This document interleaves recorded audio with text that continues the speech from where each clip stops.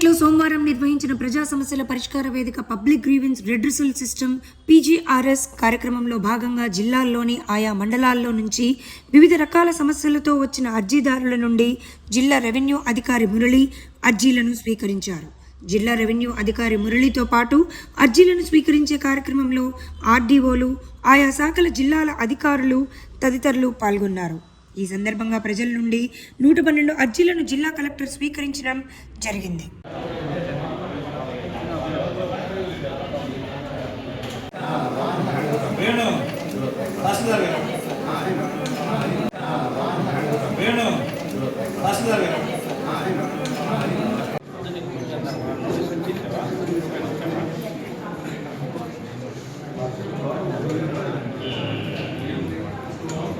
That's the